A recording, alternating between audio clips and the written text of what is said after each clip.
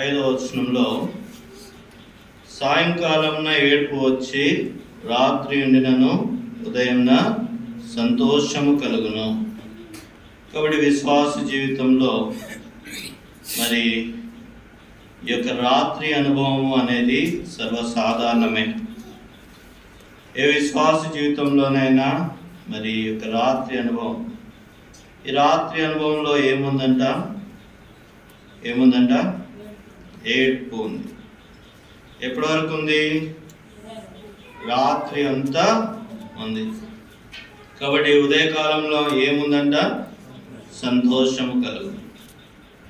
కాబట్టి ఈ యొక్క ఏడుపుకు మరి ఏమి సాదృశ్యం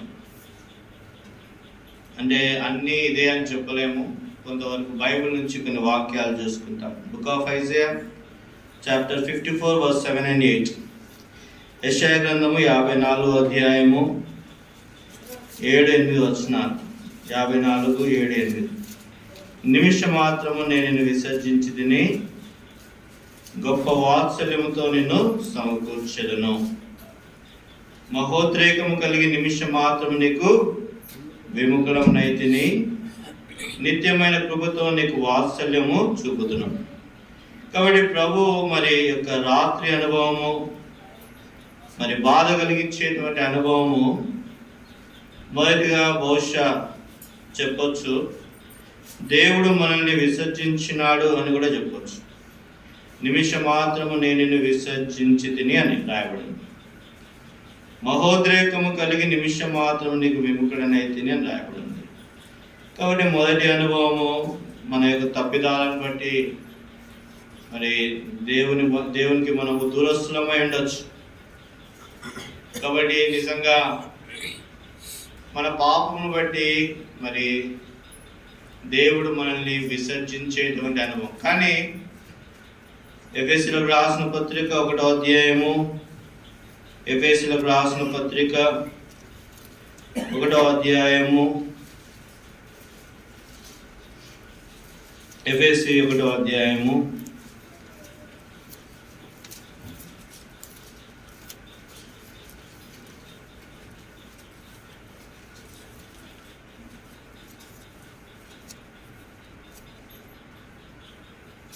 6వ వచనము ఆఖరి భాగం. జగత్తు పునాది వేయబడక మునిపే ప్రేమ చేత ఆయన క్రీస్తులో మనల్ని ఏర్పరచుకొనెను.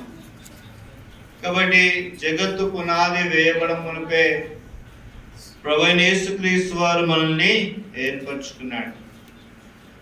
మరి మన స్థితిని చూస్తే పాప స్థితిలో ఉన్నాం. అందుకోసమే దావీదు మహారాజు అన్నాడు కదా, కీర్తనలు 51వ కీర్తన 5వ వచనం. 51వ కీర్తన 5వ వచనం.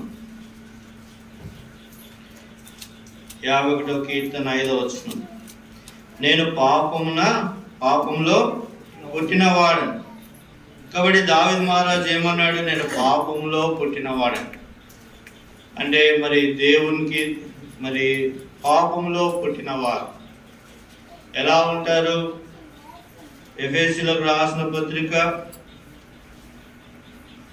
2వ అధ్యాయము 2వ వచనం. మీరు వాటిని చేయించు వాయుమండల సంబంధమైన అధిపతిని అనగా అవిధేయులైన వారిని ఇప్పుడు ప్రేరేపించే శక్తికి అధిపతిని అనుసరించి ఈ ప్రపంచము ధర్మము చొప్పున మునుపు నడుచుకుంటుంది. ఎలా నడుచుకున్నారంట? శరీరం యొక్కయు మనస్సు యొక్కయు కోరికలను ఏం చేసినారు? నెరవేర్చుకున్నారు. కాబట్టి శరీరం యొక్క కోరికలు, మనస్సు యొక్క కోరికలు నెరవేర్చుకున్న వారం, పాపంలో పుట్టిన వారం.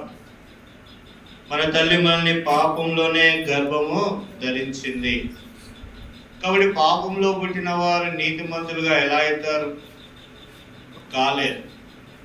ఇశ్రాయేలీయులు అరణ్యంలో దేవుని మీద తిరుగుబాటు చేసినారు. ఇశ్రాయేలు అరణ్యంలో దేవుని మీద సనుక్కున్నారు, కొనుక్కున్నారు. అది ఇశ్రాయేలీయుల యొక్క అనుభవం. కాబట్టి దీన్ని బట్టి మరి దేవునికి ఎంత కోపం రావాలా? చాలా కోపం రావాలి. మరి దేవుడు ఏమంటున్నాడు? యెషయా గ్రంథము 54వ అధ్యాయము 7వ వచనం, 54:7. Book of Isaiah chapter 54 verse 7. యెషయా 54:7 చదవండి. నిమిషం మాత్రమే విసర్జించినాడంట. ఏంది మరి? ఇంత బాధల్లో, ఇంత దేవునికి విరోధంగా పాపం చేస్తున్నాము, దేవుణ్ణి బాధ పెట్టినాము, దేవునికి అవిధేయంగా ఉన్నాము, శరీరక్రియలను నెరవేర్చుకున్నాము, మనస్సు యొక్క కోరికలను నెరవేర్చుకున్నాము. కానీ దేవుడు ఎలా ఉన్నాడంట? నిమిషం మాత్రము నేను విసర్జించి తిని. 8వ వచనంలో మహోద్రేకము కలిగి నిమిషం మాత్రము నీకు విముఖుడనై తిని. ఇన్ని పాపాలు చేసిన మన మీద, ఇన్ని తప్పిదాలు చేసిన మన మీద దేవుడు నిమిషం మాత్రమే కోపించినాడు. నిమిషం మాత్రం కోపం అయిపోయిన తర్వాత ఆయన దయను మన మీద కుమరించినాడు, ఆయన ప్రేమను మన మీద కుమరించినాడు, ఆయన వాత్సల్యాన్ని మన మీద కుమరించినాడు. ఆయన వాత్సల్యాన్ని మన మీద కుమరించి, ఆయన ప్రేమను మన మీద కుమరించి, మరి మరణానికి, నరకానికి పాత్రులమైన మనల్ని ఆయన ఏం చేస్తున్నాడు? ఆ నరకాగ్ని గుండంలో నుండి తప్పించినాడు. ఇక్కడ భక్తులు అంటున్న మాట ఏంటిదంటే, కీర్తనకారుడు 30వ కీర్తన 5వ వచనంలో సాయంకాలం ఏడుపు వచ్చి రాత్రి ఉండినను. కాబట్టి ఇక్కడ భక్తునికి వచ్చినటువంటి ఏడుపు, భక్తునికి వచ్చినటువంటి శ్రమ, మరి ఎలాంటి శ్రమ అంట? భక్తుడు అంటాడు చూడండి, 2వ కొరింథీయులకు రాసిన పత్రిక 4వ అధ్యాయము 17వ వచనం. 2వ కొరింథీ 4వ అధ్యాయము 17వ వచనం. 2వ కొరింథీ 4:17.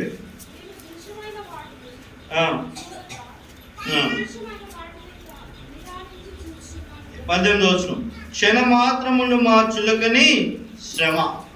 కాబట్టి ఈ లోకంలో ఉండేటువంటి శ్రమలు, బాధలు, నిందలు, వేదనలు ఏంటి అంట?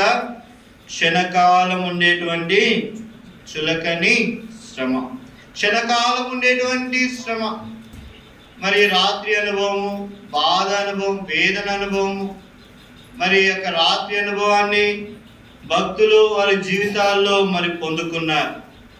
మరి చూసుకుంటే యోబు గ్రంథం 1వ అధ్యాయము 14వ వచనం. యోబు గ్రంథం 1వ అధ్యాయము 14, 15, 16, 17 ఈ యొక్క వచనాలను చూస్తే మరి యోబు ఏమి కోల్పోతూ వచ్చినాడు?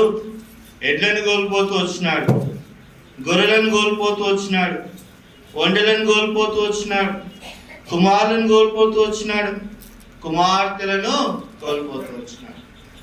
కాబట్టి యోబు జీవితంలో ఎన్నో శ్రమలు, బాధలు, నిందలు, వేదనలు చూస్తే గొర్రెలు కోల్పోయినాడు, ఎద్దులను కోల్పోయినాడు, పశు సంపద అంతా కూడా కోల్పోయిన వాడుగా ఉన్నాడు, ఒంటెలు కోల్పోయినాడు, చివరిగా కుమారులు, కుమార్తెలను కూడా కోల్పోయినాడు. కాబట్టి యోబు జీవితంలో ఎన్నో కష్టమైనటువంటి పరిస్థితి.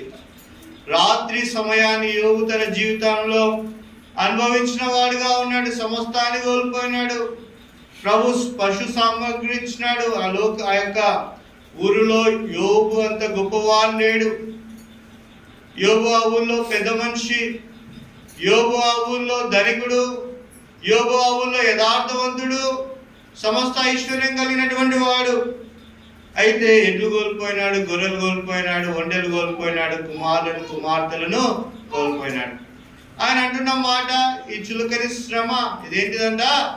చులకని శ్రమ. సాయంకాలం ఏడుపు వచ్చి రాత్రి అంతా ఉండినను. సాయంకాలం ఏడుపు వచ్చింది యోబు జీవితంలో. ఎలా వచ్చిందంట ఏడుపు? ఎడ్లను కోల్పోయే రీతిలో వచ్చింది, తర్వాత గుర్రాలను కోల్పోయే రీతిలో వచ్చింది, ఒంటెలను కోల్పోయే రీతిలో వచ్చింది, తర్వాత కుమారులను, కుమార్తెలను కోల్పోయే రీతిలో వచ్చింది. ఎంత శ్రమ! అయితే భక్తుడు ఏమంటున్నాడు? క్షణకాలం ఉండేటువంటి చులకని శ్రమ. ఆ క్షణకాలం ఉండేటువంటి చులకని శ్రమలో భక్తుడు మరి దేవుణ్ణి ఎలా ధ్యానిస్తున్నాడు, ఆరాధిస్తున్నాడు. యోబు గ్రంథం 1వ అధ్యాయం 21వ వచనంలో, నేను తల్లి గర్భంలో దిగంబరినే వచ్చి తిని దిగంబరినే అక్కడికి తిరిగి వెళ్ళదును. యెహోవా ఇచ్చెను, యెహోవా తీసుకుని పోయెను, యెహోవా నామమునకు స్తుతి కలుగును గాక. కాబట్టి నిజంగా బాధల్లో వేదనలో దేవుని స్తుతించేవారు, ఆరాధించేవారు, వారి జీవితంలో బాకాలో లోయ ఉంటుంది. బాకాలోయ వారి జీవితంలో బెరాక అనుభవం ఉంటుంది. కాబట్టి బెరాక అనేది దేనికి సాదృశ్యం అంటే ఆశీర్వాదానికి, స్తుతికి సాదృశ్యము బెరాక. నిజంగా యోబు తన జీవితంలో మరి బాధల్లో వేదనలో ఉన్నప్పుడు నిజంగా దేవుని ఆరాధించినాడు. దాన్ని బట్టి యోబు ఆశీర్వదింపబడినాడు. కాబట్టి యోబు జీవితంలో రాత్రి అనేటువంటి అనుభవం, వేదన అనేటువంటి అనుభవం ఏంటిదంటే సమస్తాన్ని కోల్పోయినాడు. కానీ ఆయన చెప్తున్న మాట, క్షణకాలం ఉండేటువంటి చులకని శ్రమ, రాత్రి ఏడుపు వచ్చింది, రాత్రి అనేటువంటి స్థితి నా జీవితంలోకి వచ్చింది.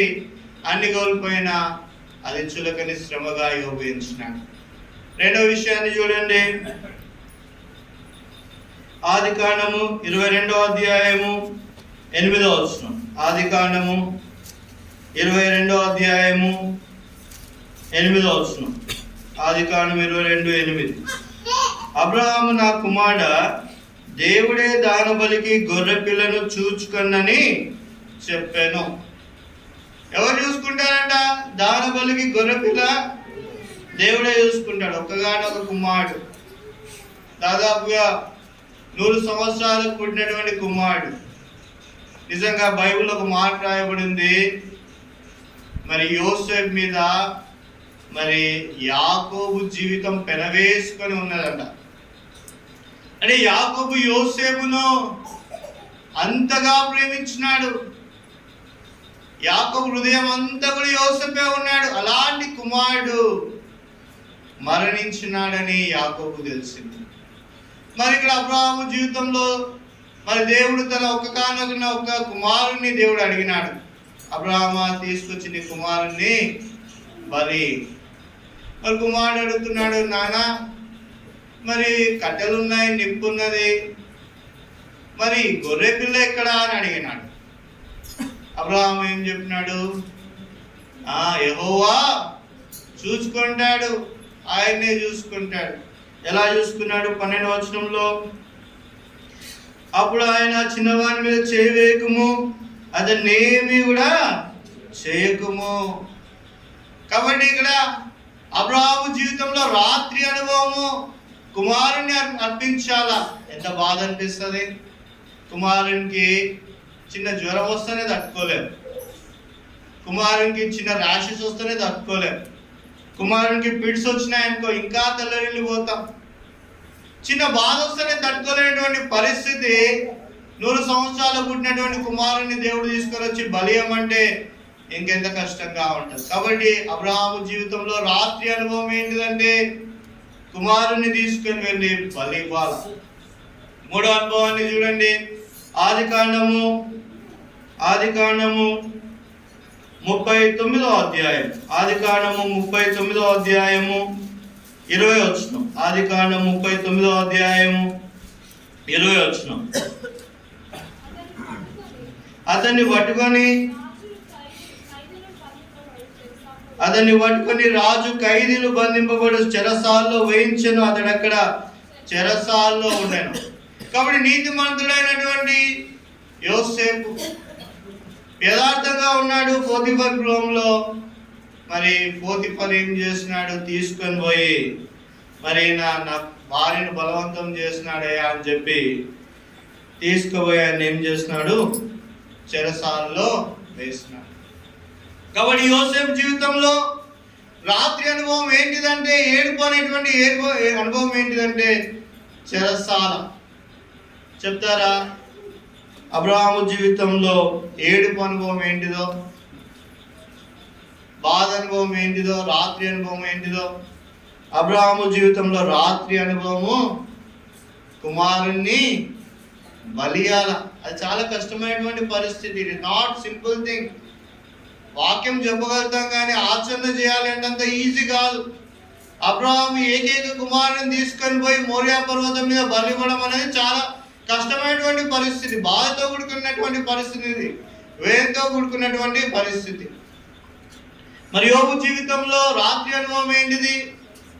ఎడ్లు పోయినాయి, గొర్రెలు పోయినాయి, తర్వాత ఒంటెలు పోయినాయి, తర్వాత కుమారులు పోయినారు, కుమార్తెలు పోయినారు. ఇది రాత్రి అనుభవం యోబు జీవితంలో. మూడో వ్యక్తి ఎవరు? యోసేపు. యోసేపు జీవితంలో రాత్రి అనుభవం ఏంటిది? బాధ అనుభవం ఏంటిది? చెరసాల పోయినాడు. నీతిగా ఉన్నాడు, చెరసాల అనుభవంలో గుండా వెళ్ళినాడు. నాలుగో విషయాన్ని చూడండి. దానియేలు గ్రంథం 6వ అధ్యాయము 22వ వచనం. దానియేలు గ్రంథం 6వ అధ్యాయము 22వ వచనం.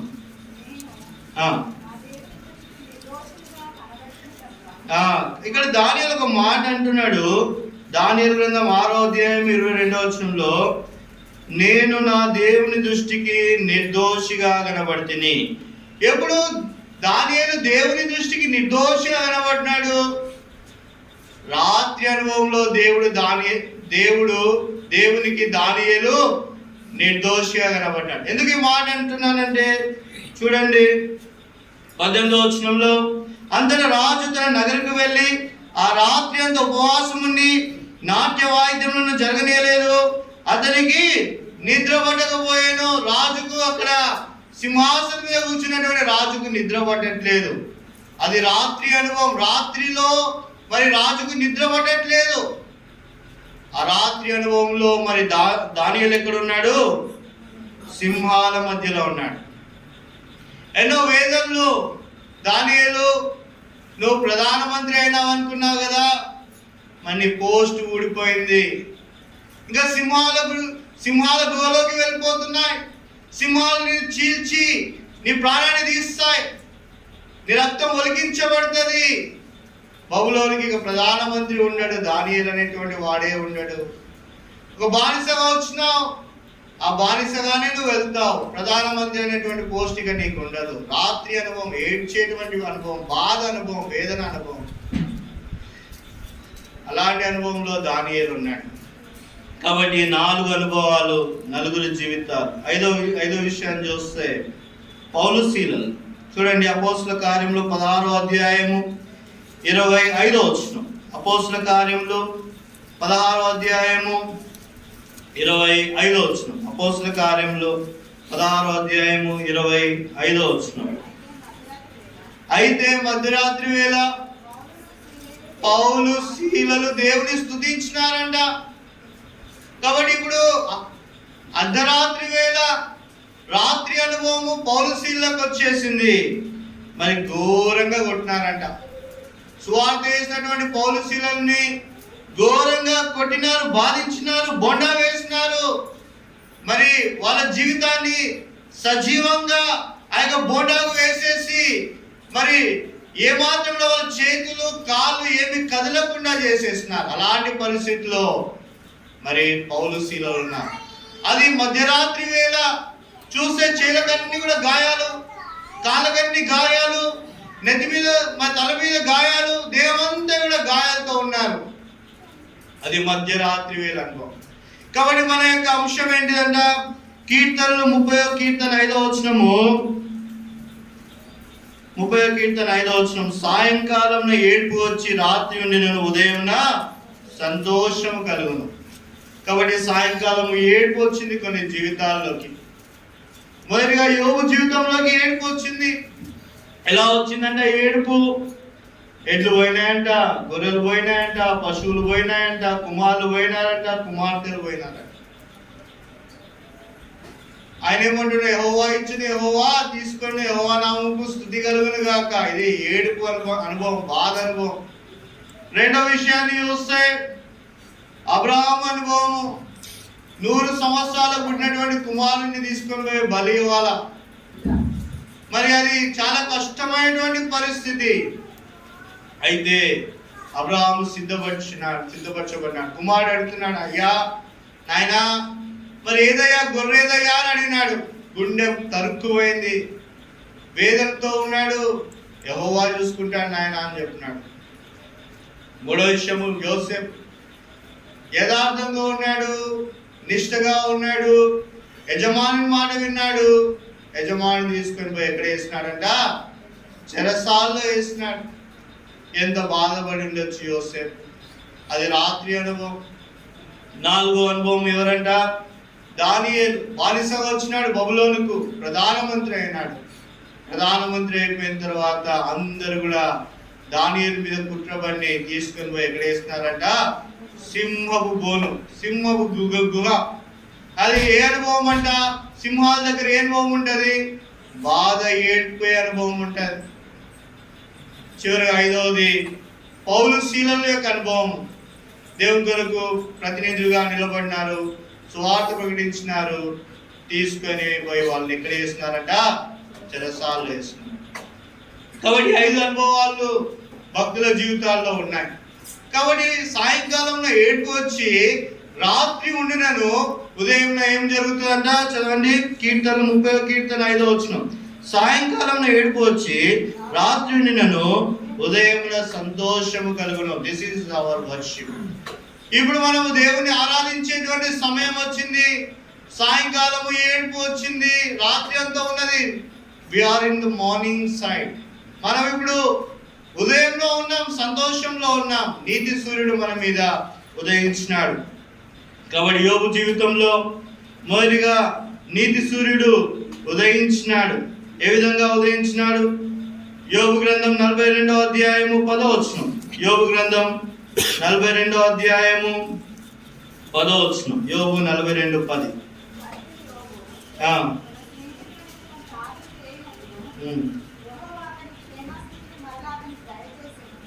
యెహోవా అతని క్షేమ స్థితిని అతనికి మరలా దయచేసెను, మరియు యోబునకు పూర్వం కలిగిన దానికంటే 2 అంతలు అధికంగా యెహోవా అతనికి దయచేసెను. కాబట్టి రాత్రి అనుభవంలో బాధ ఉంది, ఉదయకాల అనుభవంలో ఏముందంటే యోబుకు సంతోషము, ఆనందము. ఎన్ని పశువులు పోయినాయో, ఎన్ని ఎడ్లు పోయినాయో అంతకన్నా రెట్టింపు ఎడ్లను ఇచ్చినాడంట. ఎన్ని గొర్రెలు పోయినాయో అంతకన్నా రెట్టింపు గొర్రెలు ఇచ్చినాడంట. ఎన్ని ఒంటెలు పోయినాయో అంతకన్నా రెట్టింపు మరి ఒంటెలు ఇచ్చినాడు. ఎంతమంది కుమార్తెలను కోల్పోయినాడు, అంతకంటే ఎక్కువ రెట్టింపు బహుమానంగా మళ్ళా కుమార్తెలను దేవుడు దయచేసినాడు. ఇది యోబు అనుభవం. రెండవది అబ్రహాము అనుభవం. చూడండి, ఆదికాండము 22వ అధ్యాయము 12వ వచనం. ఆదికాండము 22వ అధ్యాయము 12వ వచనం. అప్పుడు ఆయన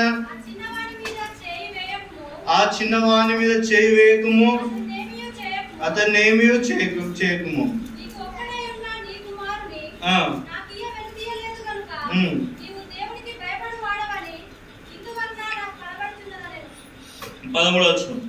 అప్పుడు అబ్రహాము కళ్ళెత్తి చూడగా పొదలో కొమ్ములు తగులుకొని ఉన్న ఒక పొట్టేలు వెనుక తట్టున కనబడను. ఎప్పుడైతే అబ్రహాము పొట్టేలును చూస్తున్నాడో, ప్రభు ఏర్పాటు చేసినటువంటి బలిని చూస్తున్నాడో, దాన బలిని చూస్తున్నాడో, కుమారుడు రక్షింపబడినాడు, కుమారుడు విమోచించబడినాడు. కుమారుడు నావాడే, నా కుమారుడు నావాడే, ఇంకా మళ్ళీ నేను కుమారుడు తీసుకొని పోతాను, బలిపీఠం మీద నా దేవునికి ఆరాధన అర్పిస్తాను, సంతోష గానంతో నా దేవుణ్ణి కొనియాడతాను, కీర్తిస్తాను. నా దేవుడు ఉన్నవాడు, నా దేవుడు అనువాడు. యోబు దినాల్లో తిరిగి కుమారులను అధికంగా సంపాదించుకున్న తర్వాత నా దేవుడు ఉన్నవాడు అనేవాడు, సమస్తాన్ని మళ్ళా నాకు ఇచ్చినాడు. అబ్రహాము నా దేవుడు ఉన్నవాడు అనేవాడు, నా కుమారుని మళ్ళా నా ఒడికి చేర్చినాడు, నా కుమారుడు నాతో ఉన్నాడు అని దేవుణ్ణి సంతోషంతో కొనియాడినాడు. మూడో అనుభవం ఆదికాండము 41వ అధ్యాయం. ఆదికాండం 41వ అధ్యాయము 41వ వచనం. ఆదికాండం 41వ అధ్యాయము 41వ వచనం. మరియు ఫరో చూడుము, ఐగుప్తు దేశం అంతటి మీద నేను నియమించున్నాను యోసేపుతో చెప్పెను. మరియు ఫరో తన చేతినకున్న ఉంగరము తీసి యోసేపు చేతిని పెట్టి సన్నపు నారబట్టలు అతనికి తొడిగించి అతని మెడకు బంగారు గొలుసు వేసి తన రెండవ రథం మీద అతన్ని ఎక్కించెను. అప్పుడు వందనము చేయడని అతని ముందర జనులు కేకలు వేసి అట్లు ఐగుప్తు దేశం అంతటి మీద అతన్ని నియమించెను. ఒకనాడు ఐగుప్తు బానిస, ఒకనాడు యోసేపు ఆ పోతిఫర్ ఇంట్లో ఆమె యోసేపును అవమానపరిచినప్పుడు యోసేపు ఎంతగానో ఏడ్చినాడు. చెరసాలలోకి వెళ్ళినాడు, రాత్రి అనుభవంలో ఏడ్చినాడు. చెరసాలలో ఉన్నప్పుడు అయ్యా ఏమయ్యా నువ్వు ఎందుకు వచ్చినావు ఇక్కడంటే నా పరిస్థితి ఇది అని చెప్పుకోలేనటువంటి పరిస్థితి యోసేపుది. ఇప్పుడు అదే యోసేపును ఐగుప్తులో జనులందరి ముందట గాన ప్రతిగానములు చేయండి, జయ ఇతనికి చెప్పండి, ఆయన మన దేశాన్ని కాపాడినాడు, ఆయన మన దేశానికి ధాన్యాన్ని సమకూర్చున్నాడు, ఆయన దేవుడు గొప్పవాడు. ఫరో తన చేతికి ఉన్నటువంటి ఉంగరాన్ని యోసేపును పెట్టి యోసేపును ఏం చేస్తున్నాడు, గౌరవించినాడు. తర్వాత ఏం చేస్తున్నాడంట, జనులందరూ ముందర నడిచినారంట. తన రెండవ రథం మీద యోసేపు నెక్కించినాడు. అప్పుడు అందరు ఏం చేస్తున్నారంట, వందనం చేస్తున్నారు. నీవే మా రాజు, ఐగుప్తుని కాపాడడానికి వచ్చిన వాడవు, ఐగుప్తుని మరి కరువు నుంచి మరి విడిపించడానికి వచ్చిన వాడవు, నీవే ప్రధానమంత్రివి అని యోసేపుని ఏం చేస్తున్నారు, జనులు కేకలు వేసినారు. తర్వాత అతని ముందర నడిచిన జనులందరూ కేకలు వేసినారు, ఆయన గౌరవించినారు. అట్లా ఐగుప్తు దేశం అంతటి మీద అతడు ఏం చేయబడ్డాడు, నియమింపబడ్డాడు. కాబట్టి యోబు జీవితం చూస్తున్నాము, అబ్రహాము జీవితం చూస్తున్నాము, తర్వాత యోసేపు జీవితం చూస్తున్నాము, దానియేలు జీవితం చూడండి. ఆదికాండము క్షమించండి దానియేలు గ్రంథం 6వ అధ్యాయము 22వ వచనం. దానియేలు గ్రంథం 6వ అధ్యాయము, నేను నా దేవుని దృష్టికి నిర్దోషిగా కనబడినాను, ఆయన తన దూతలను పంపి సింహంలో నాకు ఏ హాని చేయకుండా వాటి నోళ్లను మోయించను. రాజా నీ దృష్టికి నేను నేరం చేసిన వాడని కాను కదా. నేను రాజు ఇందుని గురించి అతి సంతోషభరితుడై దానియేలును గోలో నుండి పైకి తీయడని ఆజ్ఞయగా బండ్రౌతులు దానియేలును బయటికి తీసిరి. అతడు తన దేవుని యందు భక్తి గలవాడైనందున అతనికి ఏ హాని కూడా కలగలేదు. కాబట్టి నిజంగా రాత్రి అంతా కూడా కలవరపడినాడు. దానియేలు గోలో బాధతో వేదంలో ప్రార్థన చేస్తున్నాడు, ప్రభా ఈ సింహాలు నాకు ఏ హాని కూడా చేయొద్దు, నీ దృష్టికి నేను యథార్థవంతునైతే ఈ సింహాలు నాకు ఏ హాని చేయకూడదు. రాత్రి నువ్వు ఏడ్చుకుంటూ ప్రార్థన చేస్తున్నాడు. ఉదయకాలంలో చూస్తే ఏ సింహం కూడా దానియేలును హాని చేయలేదు. అప్పుడు చెప్తున్నాడు దానియేలు, రాజా నా దేవునికి నేను ఎలా కనబడినానంట, యథార్థంగా కనబడినాను, సింహంలో నాకు ఏ హాని చేయలేదు. కాబట్టి రాజు అంటున్నాడు, దానియేలు దేవుడే నిజమైనటువంటి దేవుడు.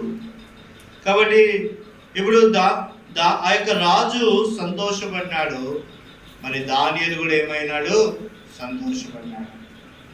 చివరి విషయము, మరి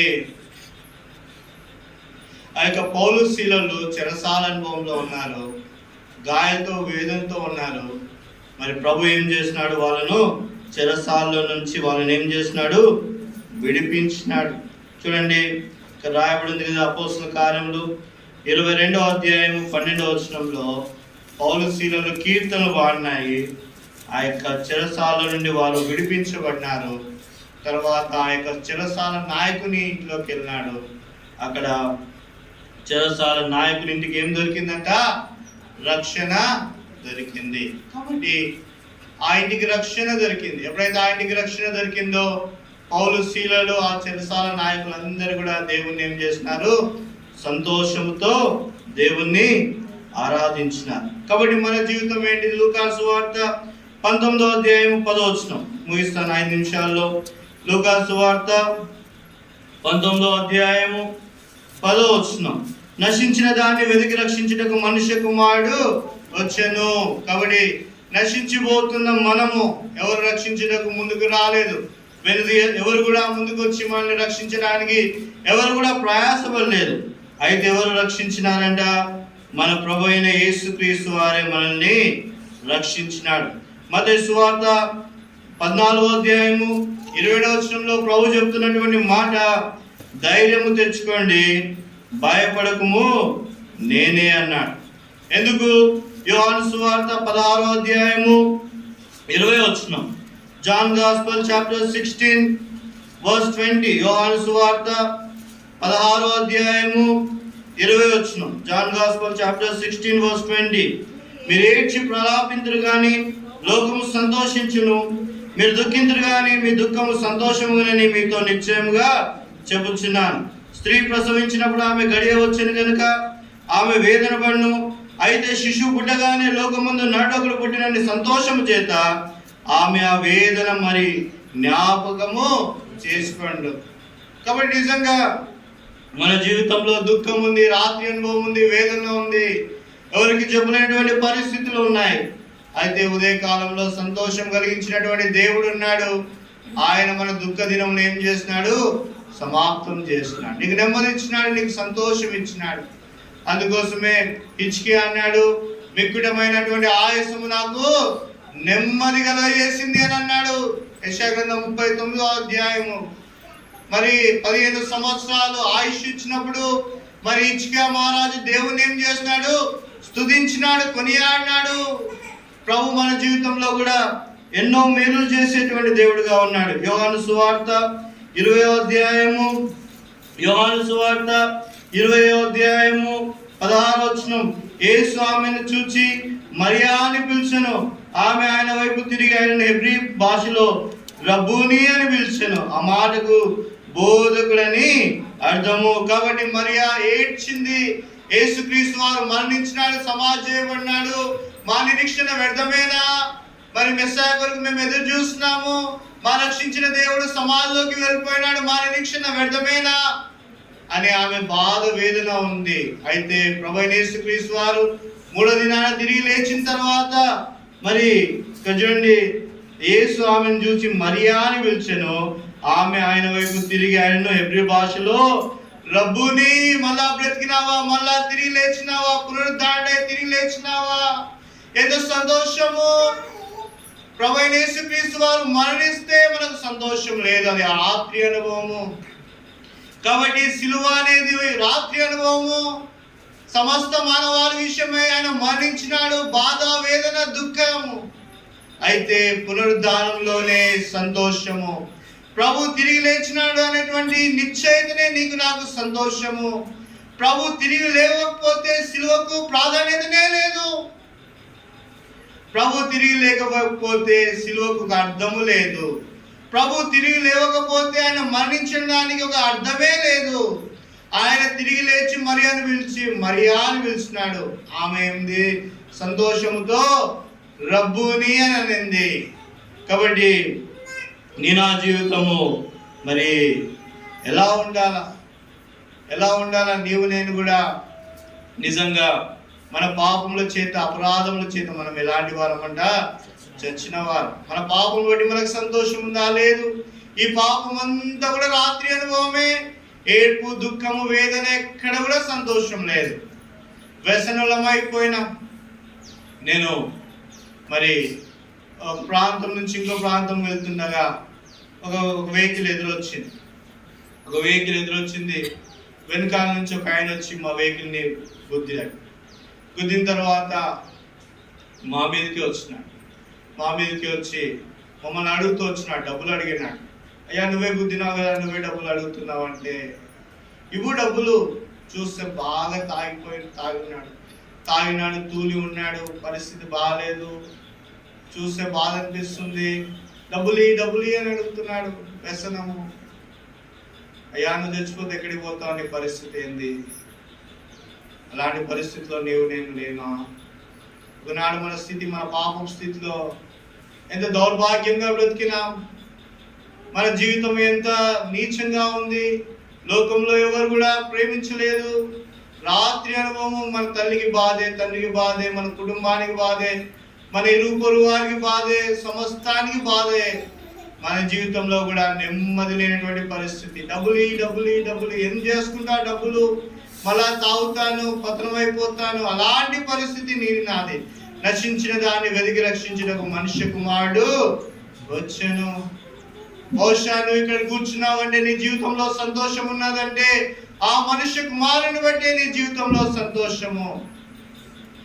మరి యోబు జీవితంలో కుమారుని బట్టి సంతోషం, అబ్రహాము జీవితంలో మరి ఇస్సాకుని బట్టి సంతోషము, యోసేపు జీవితంలో అధికారాన్ని బట్టి సంతోషము, దానియేలు జీవితంలో సింహాల నుండి విడిపించిన దాన్ని బట్టి సంతోషము, మరి అపోస్తులైనటువంటి పౌలు శీలల జీవితంలో చెరసాల నుంచి బయటికి వస్తే సంతోషము. నీ జీవితంలో ఏమి సంతోషం ఉంది? ప్రభువైన యేసుక్రీస్తు వారి నీ జీవితానికి సంతోషము. నీ పాపములు క్షమించబడ్డే నీకు సంతోషం. అందుకోసమే ఫిలిప్పీలకు రాసిన పత్రిక 4వ అధ్యాయము 4వ వచనం రాయబడింది, ఎల్లప్పుడూ ప్రభునందు సంతోషించుడి. ఎఫెసీయులకు రాసిన పత్రిక 2వ అధ్యాయము 4-5 వచనంలో మనం క్రీస్తుతో కూడా ఏం చేయబడినాము? బ్రతికించబడినాము. యెషయా గ్రంథం 41వ అధ్యాయము 3వ వచనంలో మరి మన దుఃఖము ఆనందముగా మార్చబడింది. చదవండి, యెషయా గ్రంథం 41వ అధ్యాయము 3వ వచనం. Book of Isaiah chapter 61 verse 3. యెషయా 41వ అధ్యాయము 3వ వచనం. సియోనులో దుఃఖించు వారికి ఉల్లాస వస్త్రాలు ధరింపజేస్తాను. కాబట్టి దుఃఖము సమాప్తమైపోయింది. ప్రభు మనకు ఉల్లాస వస్త్రాలు ఇచ్చినాడు. కీర్తనలు 126వ అధ్యాయము 5వ వచనం. కీర్తనలు 126:5. కీర్తన, కన్నీళ్లు విడుచుచు విత్తువారు సంతోషగానముతో పంట కోసెదు. చివరి మాట ప్రకటన గ్రంథము 21వ అధ్యాయము 4వ వచనం. ప్రకటన గ్రంథం 21వ అధ్యాయం 4వ వచనం అందరం కలిసి చదువుకుంటాం. ఆయన వారి కన్నుల ప్రతి బాష్ప బిందువును తుడిచివేయును, మరణం ఉండదు, దుఃఖమైనను, ఏడ్పైను, వేదనైను ఇక ఉండదు, మొదటి సంగతులు గతించిపోయినని సింహాసనంలో నుండి వచ్చిన గొప్ప స్వరము చెప్పుట వింటిని. అప్పుడు సింహాసనాసుడైన వాడు, ఇదిగో సమస్తము నూతనమైనవిగా చేర్చున్నాను. కాబట్టి సమస్తము నూతనంగా మార్చబడినాయి. మన దుఃఖ దినములు సమాప్తమైపోయినాయి. సంతోషము మన యొక్క జీవితంలోకి వచ్చింది. ఆనందం మన జీవితంలోకి వచ్చింది. నిత్యరాజ్యం అనేటువంటి అనుభవంలోకి వచ్చినాం. పరలోకంలో ఉండేటువంటి అనుభవంలో వచ్చింది. కాబట్టి సంతోషముతో మన దేవుని మనము ఆరాధించుదుము గాక. కాబట్టి గీసుకొండలో షాలేము ప్రార్థన మందిరంలో ఒకనాడు వేదంలో ఉన్నవారు, సంతోష హృదయంతో నింపబడిన వారు ఇక్కడ ఉన్నారు. ఒకనాడు దుఃఖంలో ఉన్నవారు ఇప్పుడు సంతోషంతో నింపబడిన వారు ఇక్కడ ఉన్నారు. వారి కొరకే ప్రభువైన యేసుక్రీస్తు వారి వాక్యాన్ని తీసుకుని వచ్చినారు. నిజంగా నీ జీవితం సంతోషంతో నింపబడిందా? నా జీవితంలో ప్రభుని సంతోషంతో ఆరాధించాలని ఆశతో నీవు ఇక్కడికి వచ్చినావా? ఆశతో నువ్వు వస్తే ప్రభు వాక్యం నీ కొరకే. సంతోషంతో మన దేవుని మనము ఆరాధించుకున్నాం. అందరం లేచి నిలబడి